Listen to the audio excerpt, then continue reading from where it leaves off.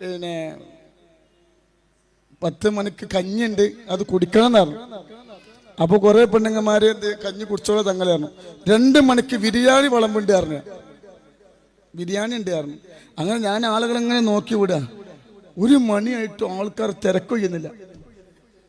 നോക്കുമ്പോൾ ബിരിയാണിക്ക് കത്തിക്കണേ. ഞാൻ ഒരു തമാശ പറഞ്ഞായിരുന്നു. അപ്പം അതുപോലെ കുട ഞാൻ വാങ്ങിച്ചതാണ്. അല്ലാഹു ബർക്കത്ത് ചെയ്യട്ടെ കേട്ടോ. ഈ ചിരിയല്ലാതെ എൻ്റെ വേറെ ഒന്നുമില്ല. നിങ്ങളെ സ്നേഹത്തിന് പകരം തരാൻ ഈ കുട്ടിൻ്റെ എന്തില്ല, ഈ ചിരിയല്ലാതെ വേറെ ഒന്നും ഇല്ല. നിങ്ങൾ ഇതായിരുന്നു. അല്ലാഹു ബർക്കത്ത് ചെയ്യട്ടെ. അപ്പോൾ കേട്ടോ ഇൻഷാ അല്ലാഹ്, അതിന് മുന്നേ ഇൻഷാ അല്ലാഹ് എനിക്ക് പറയാനുള്ളത്, നമ്മൾ തേന് വാങ്ങണം. ഒരു കുട്ടിനെ കൊണ്ടുവന്നിരുന്നു കഴിഞ്ഞ മാസം. ഞാൻ കണ്ടിട്ട് കരഞ്ഞുപോയി. ആ കുട്ടിന്റെ ഹാർട്ട് ഇവിടെ ഉണ്ട്, വലിയൊരു മുറി.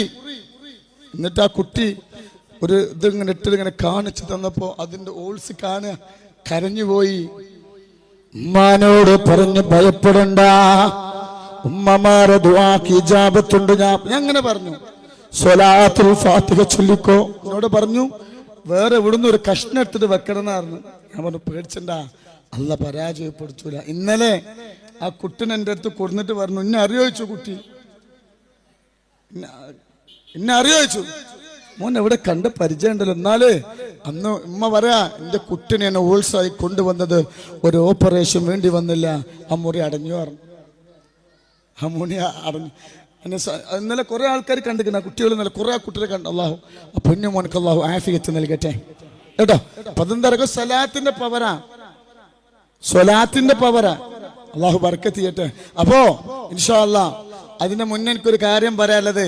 ഞാനിപ്പോ പിന്നെ ഒരു ആഴ്ച 1-2 ആഴ്ചകളായി എന്നോട് എൻ്റെ അമ്മമാര് പറയും, ഉമ്മാന്റെ കുട്ടി ഈ ചികിത്സക്ക് വരുന്ന അമ്മമാര് പറയും, ഉമ്മാന്റെ കുട്ടി പുറത്തേക്ക് പരിപാടിക്ക് പോണ്ടാറ് എന്നോട് പറഞ്ഞിട്ടുണ്ട്. എൻ്റെ ഉമ്മമാരുടെ ഉമ്മാന്റെ കുട്ടി എന്ത് ചെയ്യണ്ട, ഉമ്മാന്റെ കുട്ടി ഇവിടുന്ന് എന്ത് ചെയ്തോളി, ആ മതിയാണ്. ഞാൻ അമ്മാന്റെ വാക്ക് ധിക്കരിച്ചിട്ട് എന്തായി, ഉമ്മമാരെ വാക്ക് ധിക്കരിച്ചിട്ട് ഞാൻ പരിപാടിക്ക് പോയി. ഈ പരിപാടിക്ക് ഞാൻ പോയി എന്നല്ല, അപ്പം എന്തായി, മറ്റുള്ള ആൾക്കാരെന്തായി മടയിന്ന് ഇറങ്ങി.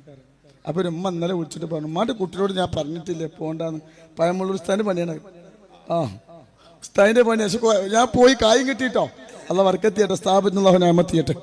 അപ്പൊ എനിക്ക് പറയാനുള്ള എന്താ, ഒരൊറ്റ കാര്യം, എത്ര കസാല ഇട്ടാലും തികയുന്നില്ല. ഇനിയിപ്പോ കേരളത്തിലുള്ള മൊത്തം ഡെക്കറേഷൻ എന്തിനു പറയാ, തുണിപ്പന്തൽ നടത്തുന്ന ആൾക്ക് സ്ഥലത്ത് കസാല കൊടുന്നാലും തികയില്ല. മോനെ ഇടക്കിടക്ക് ആൾക്കാരിങ്ങനെ കാണിച്ചു കൊടുക്കണം.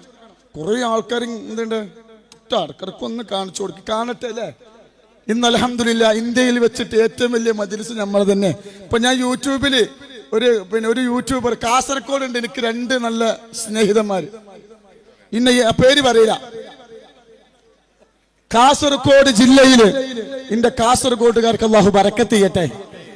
ഇപ്പൊ എനിക്കൊരു സ്വർണ്ണമോതിരം കിട്ടിയ കാസർഗോഡ് അടുത്ത് 2 നിനക്ക് കാസർഗോഡ് ജില്ലയില് 2 സ്നേഹിതന്മാരുടെ പേര് ഞാൻ പറയില്ല, പേര് ഞാൻ അല്ലാഹു അവർക്കൊക്കെ പുറത്തു കൊടുക്കട്ടെ.